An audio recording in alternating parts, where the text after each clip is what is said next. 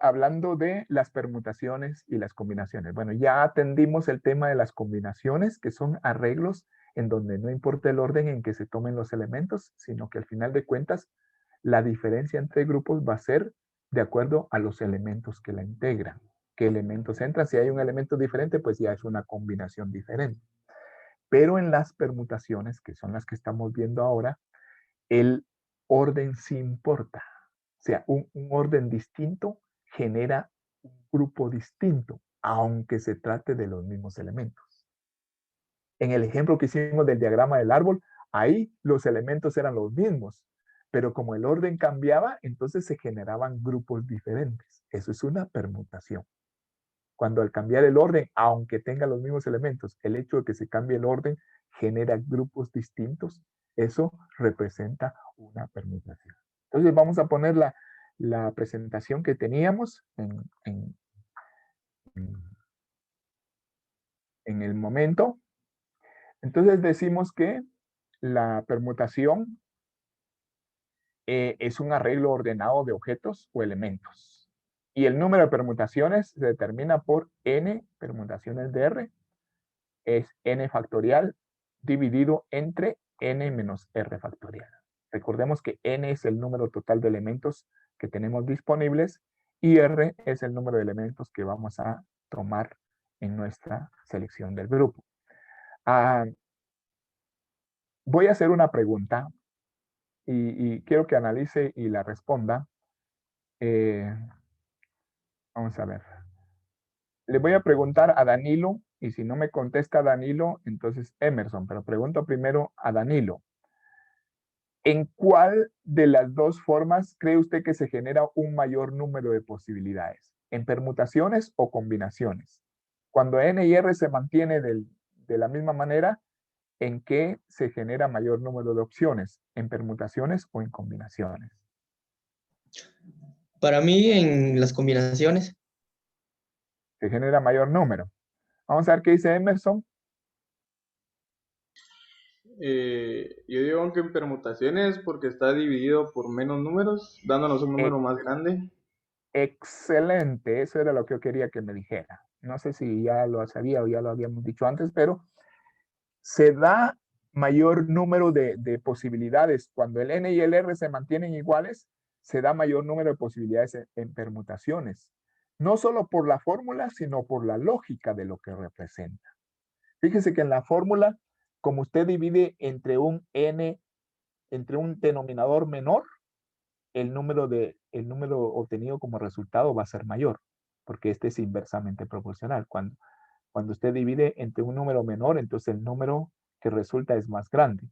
En cambio, en combinaciones, como aquí hay un producto, el denominador se genera más grande. Entonces, al generarse más grande el denominador, el resultado de este cociente, el resultado de esta división, da menos en combinación.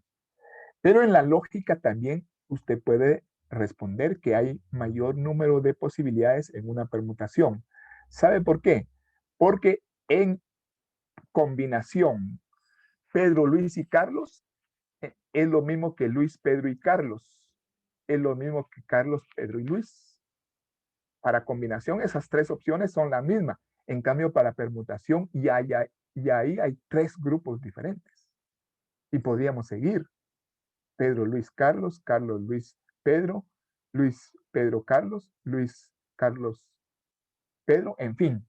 Todas esas son formas diferentes en el caso de permutación. Bueno, esa es la diferencia básica. Por lo demás, son parecidos en que en los dos casos están formando grupos de elementos con elementos que yo tenga disponibles, con conjuntos que yo tenga disponibles. Entonces veamos algún ejemplo de permutaciones. Dice el primer ejemplo, en una oficina existen 6 cubículos. Voy a darle entrada a Jordi, que parece que tuvo problemas. Bueno, en una oficina existen 6 cubículos numerados que pueden ser entregados a 9 personas diferentes con la condición de que cada cubículo solo puede ser ocupado por una persona. Hay 6 cubículos, solo hay para 6 personas, ¿verdad? Entonces, ¿cuántas maneras posibles existen de realizar la distribución? Vea bien esto. Otra vez estamos ante el caso de que tenemos un número n de elementos y vamos a escoger a un número r de elementos. ¿Sí? Ahora bien, el n es el número total de personas que tenemos. Es nuestro grupo grande, digamos. En este caso son 9. Y de esas 9 yo voy a escoger a 6. ¿Por qué? Porque solo hay 6 cubículos y solo se puede ocupar un cubículo por una persona. No pueden ir acuachados, ¿no? Entonces, tengo 9 personas en total y voy a escoger 6 según la condición que me está dando el problema.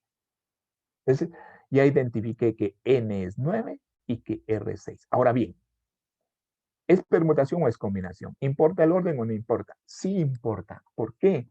Porque no es lo mismo que usted ponga a Juan en el primer cubículo, a Pedro en el segundo y a Luis en el tercero. No es lo mismo que usted ponga a Luis en el primero, a Juan en el segundo y a Pedro en el tercero. Esas son formas diferentes de asignar esos elementos. Entonces, como al cambiar el orden, cambia la forma o cambia el agrupamiento que se realice, se trata de una permutación. ¿Sí? Eso es lo que requiere un poquito de cuidado. Lo que requiere un poquito de cuidado es diferenciar si se trata de una permutación o una combinación. Una vez hecho eso, ya sencillamente aplica usted la función o fórmula que tiene para el caso que se trate. En este caso se trata de una permutación. Entonces sabemos que es permutación porque al cambiar el orden cambia la asignación de ese grupo. Y sabemos que nuestro n es 9 y que nuestro r es 6. Entonces decimos permutaciones de 6 en 9 sería 9 factorial dividido 9 menos 6, según la fórmula o función que tenemos, n menos r factorial, 9 menos 6 factorial. Si usted opera esto, quiero que me verifique, por favor, porque a veces los resultados no coinciden, quiero que me verifique si esta operación tiene un resultado correcto. Es correcto. Muchas gracias. Entonces, esta sería la situación del primer ejemplo. ¿Alguna duda con respecto al primer ejemplo? Hoy ya tenemos un ejemplo más. Tenemos 2 ejemplos de cada uno de esos temas. Pero no sé si haya duda respecto a este ejemplo número 1. Bueno, no lo hay. Si lo hubiera en su momento, usted puede levantar la mano o escribirme en el chat. Dice Anderson, si fuese combinación, solo estarían posibles 84 combinaciones. Gracias por realizar la verificación. Sí, en combinaciones el número se reduce, ¿verdad? Entonces dice, yo no hice el cálculo, pero Anderson lo hizo y me dice que son 84 combinaciones en el caso que hubiera sido una combinación, este ejercicio. Bien, entonces entramos en el otro ejemplo. Dice, una empresa del área de proyectos empresariales está compuesta por 6 miembros. Imagínense que usted está en el tema de proyectos empresariales. Entonces usted formó su grupo y hay 6 elementos, 6 integrantes de ese grupo de proyectos. Y entre los 6 deben de ponerse de acuerdo para elegir un gerente, un secretario y un tesorero. La pregunta dice, ¿cuántas formas existen de integrar esa directiva? En primer lugar, determinamos casi de inmediato que se trata de una permutación. No porque estemos viendo el ejemplo de eso, sino por el planteamiento del problema. Entonces se trata de una permutación. ¿Por qué? Porque se va a elegir puestos diferentes. Gerente, secretario y tesorero. ¿Ah? Si fuera Luis, Pedro y Juan, no es lo mismo que elija a Luis, a Pedro y a Juan, o que elija a Pedro, a Luis y a Juan. ¿Ah? Son formas diferentes, porque el primero que elijo es el gerente, el segundo el secretario y el tercero el tesorero. Entonces, en este caso, importa qué elementos se eligieron y también importa en qué orden se seleccionaron. Cuando eso ocurre, se trata de una permutación. Luego, lo siguiente que tengo que hacer es identificar cuánto vale el n y cuánto vale el r en este lugar. N es el número de elementos disponibles que yo tengo y R es el número de elementos que van a conformar finalmente el grupito, ¿verdad? Que yo seleccione. Entonces, el problema me dice que hay 6 y que yo voy a elegir a ¿cuántos? A 3. Dicho de otra manera, n es igual a 6, r es igual a 3. Sabiendo que es una permutación, aplico la función correspondiente. Y resulta que yo digo el número de permutaciones de 3 en 6 es 6 factorial dividido, o sea, n factorial, ¿verdad? Dividido n menos r factorial. 6 factorial entre 3 factorial, que da esta diferencia de aquí. Yo tengo ahí que son 120 formas, pero yo quiero que usted me verifique si es correcta esa operación. Es correcto. Muchas gracias. Entonces, esa sería la solución. ¿Alguna pregunta? Solo quiero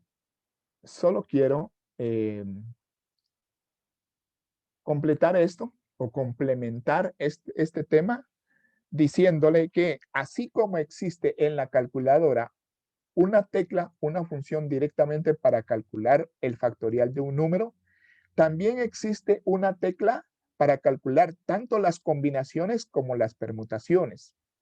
Algunos ya conocen esa función, otros no.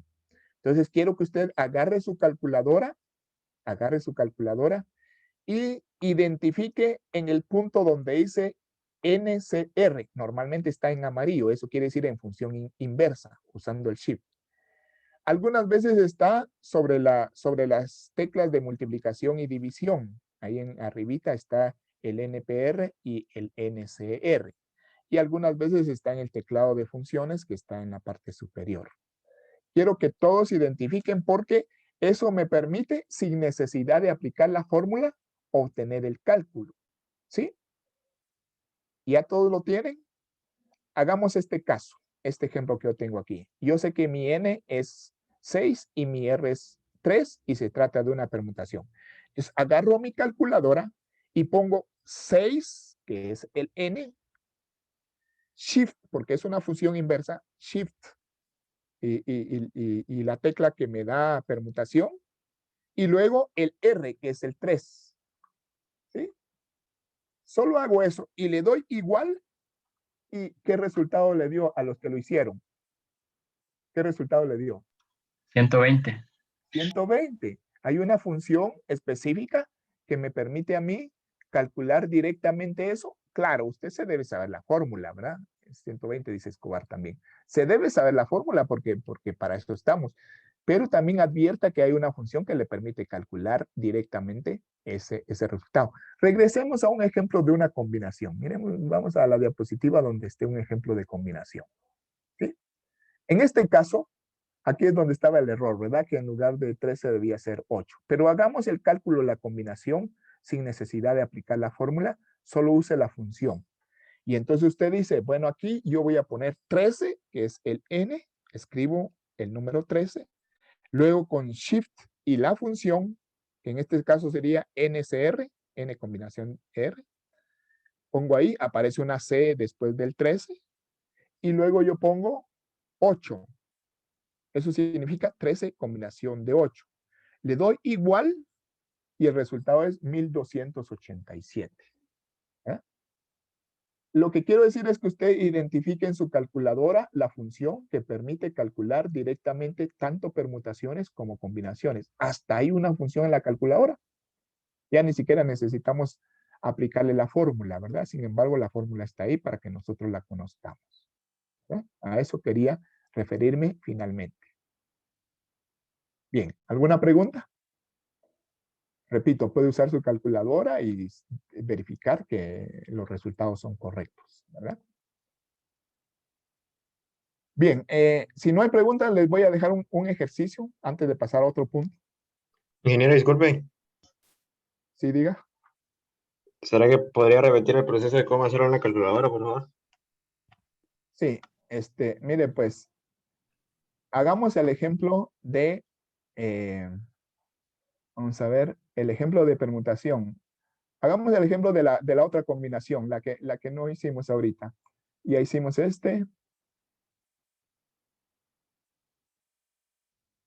Hagamos esta. Aquí usted tiene, dice, de un grupo de 10 estudiantes, se quiere extraer una comisión de 6 estudiantes. Ya sabe que es una combinación porque no importa el orden en que sean seleccionados. Entonces yo sé que mi N es 10 y mi R es 6. Cuando aplico la fórmula, teniendo un N de 10 y un R de 6, me da 210. Voy a tratar de poner mi calculadora y la pueda identificar. Voy a tratar de poner mi calculadora. Voy a suspender un momento la presentación, compartir la presentación, lo voy a suspender un momento, ¿sí? Y vamos a colocar, a ver si el video me lo permite, colocar la calculadora. Solo voy a quitar la forma virtual. Vamos a ver. Sí, creo que me lo voy a aparecer. Permítame, ahorita le aseguro. Ahí está, vamos a ver. Bueno, ahí está la calculadora, ¿sí? Ahí está la calculadora. Entonces yo tengo una combinación de... Bueno, entonces, de 10 en 6. Vamos a ver. Entonces, yo lo que hago es, escribo, lo que pasa es que no estoy controlando si se mira el video o no.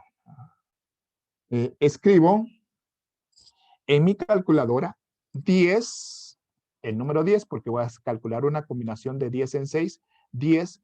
Luego, la tecla Shift, porque la función combinación está en función inversa. Shift y esta que tiene la combinación, ¿sí? Entonces, Shift, combinación, y luego 6. Entonces escribí 10 combinación de 6. Le doy la tecla igual, le doy clic a la tecla igual. Usted no logra ver el resultado, pero ahí me aparece 210. 210 formas. Entonces, lo único que tiene que hacer es identificar su función, en dónde está la función combinación y en dónde está la función permutación en su calculadora. Y una vez ahí, usted opera de esa manera, ¿sí? Usted opera,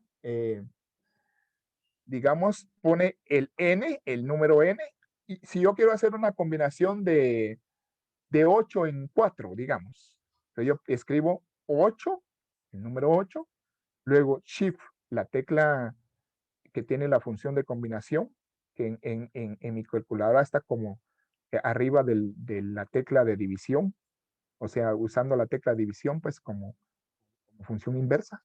Entonces aparece una C ahí, 8, combinación, y luego escribo el R, 8, combinación 4. En la pantalla de la calculadora solo aparece 8C4. Le doy igual y me sale 70. Esa es la forma de operar. Solo de identificar en qué función está su operación para hacer cálculo de combinación o permutación. Bueno. Bien, ahora entonces les voy a poner un ejercicio para que usted lo haga, no ahorita, sino que lo haga y lo revisamos en una clase más adelante, para poder entrar a otro punto. Jonathan, me parece que Jonathan tiene la mano levantada. Ingeniero, una pregunta. En permutaciones es casi lo mismo, digamos, no sé si puede regresar a la presentación de permutaciones. ¿Dónde se define? No, donde está donde explicó el primer ejemplo, diría el segundo mejor dicho. Ajá. Y era que yo puse así como usted lo tiene en permutaciones y me sale que no tira, que es match error. Dígame, quedémonos ahí un momento. Dígame cómo tecleó en su calculadora. 3, luego No, busqué la... al revés. Primero va el N. Si usted puso 3, P es 6, le dio error. Primero Sí. debe ir el N. Primero el 6, después el P y después el 3. Hágalo de nuevo. Ahorita sí, pero como en la fórmula que usted tiene, digamos, como decía N. Sí, pero ya para usar la fórmula N CR. Tal vez aquí la confusión es que el 3 quedó antes del 6, ¿verdad? Primero debe ir el 6 y después el 3. Y en la calculadora esa confusión se generó, ¿verdad? Debe de ser 6 primero y después el 3, ¿verdad? En el planteamiento de esto quizá está el error, porque lo correcto es decir 6 permutación 3. ¿Verdad? N permutación R. Y ya cuando se está poniendo ¿cómo se llama? Ya cuando se está poniendo el planteamiento, aquí lo cambiaron los muchachos. Es que este es un trabajo que hicieron un grupo de estudiantes. Pero para no equivocarnos, ponemos primero en todos los casos mejor el N y al final el R, porque esa es la forma como opera la calculadora. ¿Ah? N combinación de R, N permutación de R. ¿Sí? Pues repito, si quieren, corrijamos esa forma para que mantengamos el criterio de que primero va el N y después el R. Corrijamos esa manera, por favor. No sé si ahí queda solucionada la duda. Repito para todos. Sí, gracias, ingeniero. Repito para todos, mejor quedemos de acuerdo en que primero va el N en todos los casos, primero el N para que no haya diferencias y después el R, para que coincida incluso con la fórmula y con la calculadora, ¿verdad? Bien. Entonces, ahora sí regresemos al ejercicio. En el ejercicio dice de cuántas formas puede repartirse 7 libros entre 7 estudiantes. Y hay 2 variantes. En la primera variante dice si los libros son diferentes. Si los libros son diferentes, ¿cómo puede generarse esta distribución? Y en la segunda variante hay 4 libros iguales y el resto son diferentes. Pues trate de hacer ese ejercicio y lo veremos en una clase subsiguiente. Tome nota, por favor, para que pasemos al siguiente punto.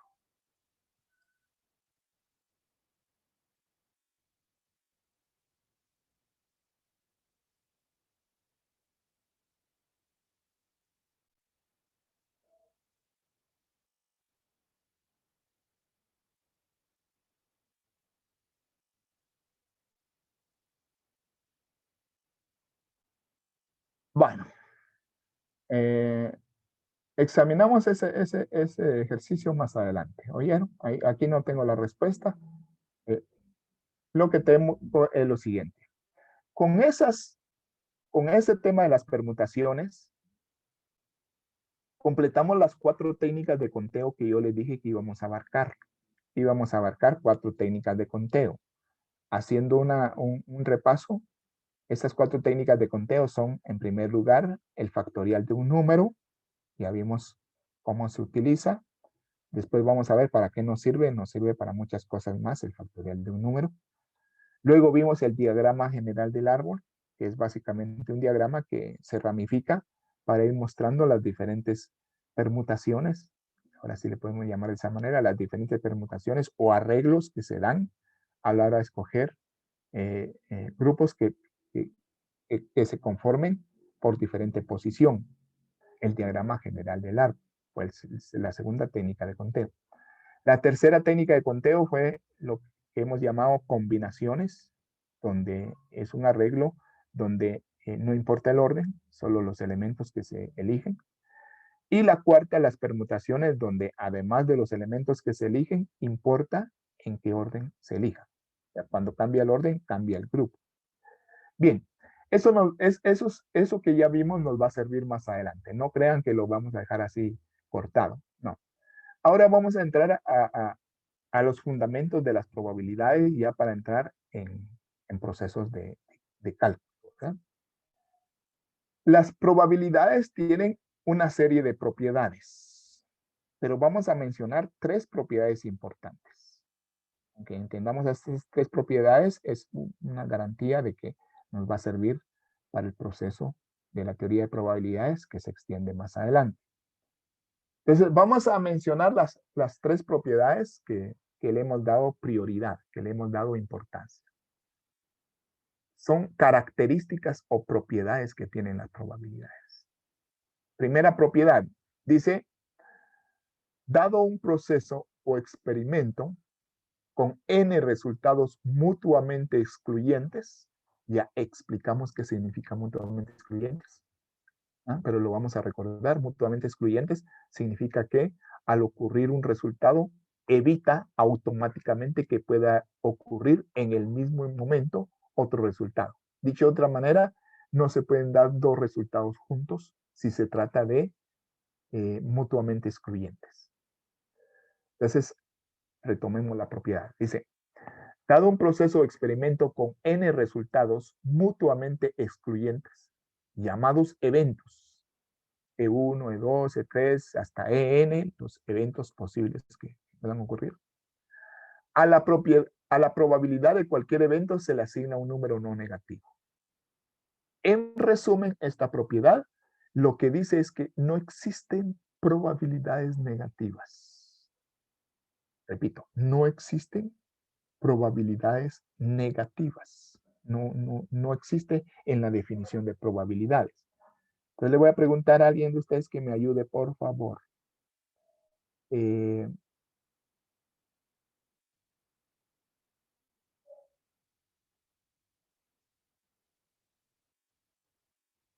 Taira, ¿me ayuda, Taira Camel? ¿Cuál es el menor valor de probabilidad posible cuando decimos que no existen probabilidades negativas? 0. 0, correcto. El 0, los números negativos son aquellos que están por debajo de 0. Pero si decimos que el valor menor de probabilidad es 0, quiere decir que no hay probabilidades que estén por debajo de 0, es decir, que tengan valor negativo. Entonces, esa primera propiedad es importante, porque en algún cálculo de repente usted comete un error y le sale un número negativo, inmediatamente que le sale un número negativo, usted sabe que ahí hay error.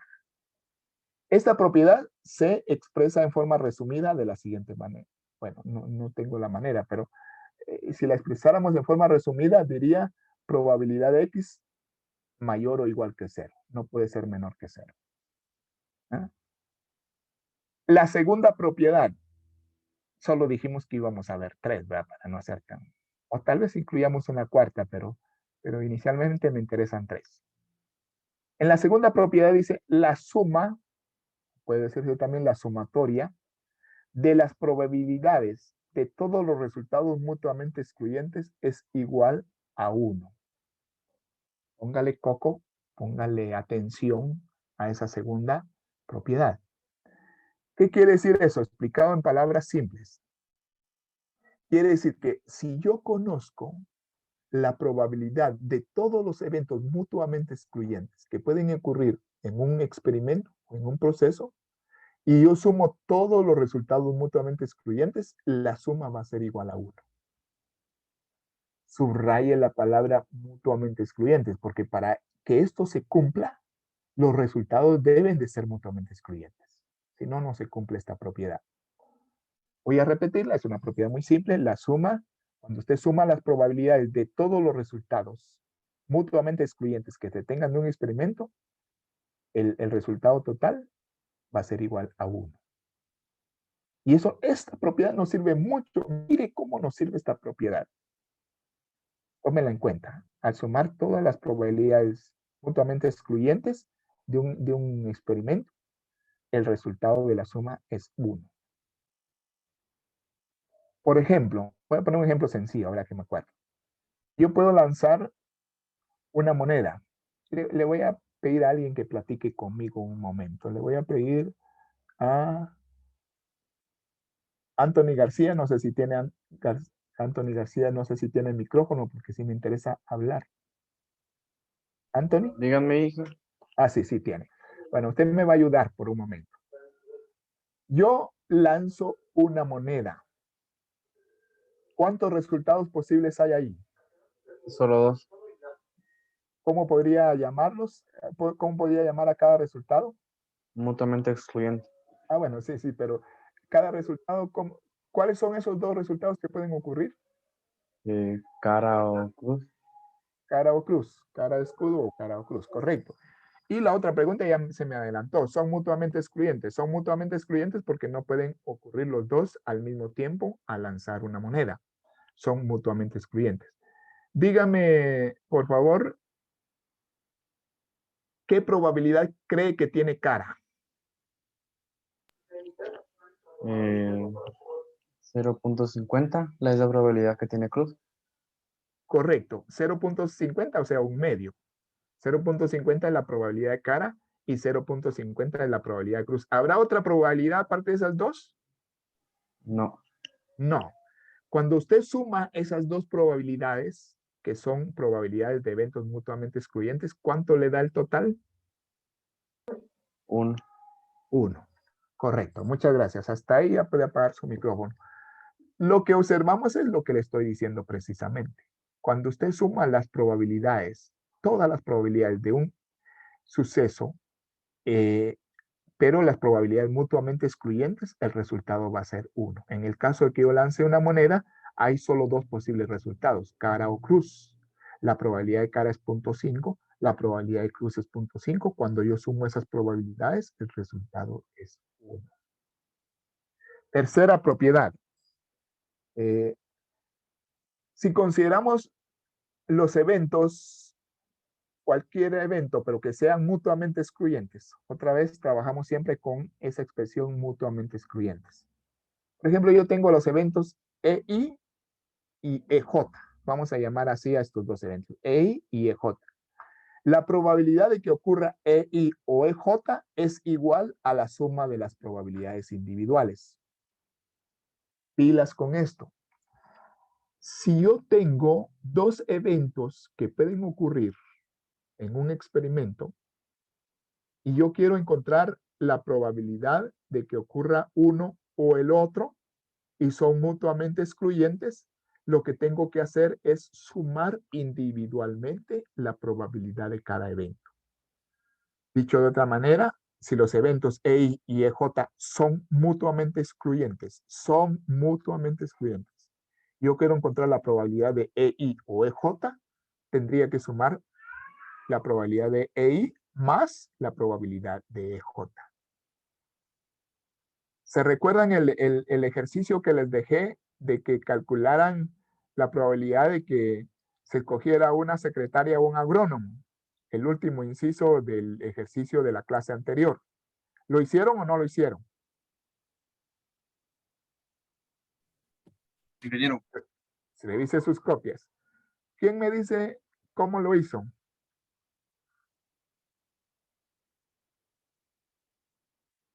Vamos a ver, mejor le voy a preguntar a alguien porque si no nadie opina. Vamos a ver. Juan Flores, ¿lo hizo? Ingeniero. Vaya, cuénteme ahí en breve cómo hizo el plan. ¿Qué decía el inciso?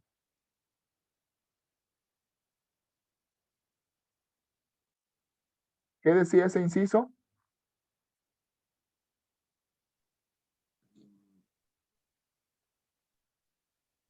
No se tarden mucho, por favor. Ya solo tengo 5 minutos, dígame. Bueno, se le fue el micrófono. Ayúdenme, por favor. Espera, Miguel, ahorita. Aquí.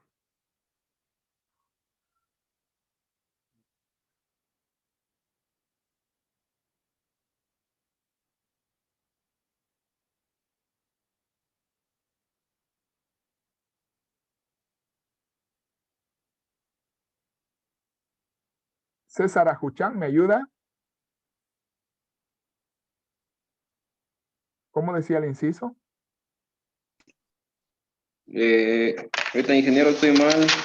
Ahorita lo uso. Y no tienen su cuaderno ahí a la par, pues siempre les he dicho que tengan su cuaderno a la par. Brandon Abril. Sí, ingeniero, ahorita.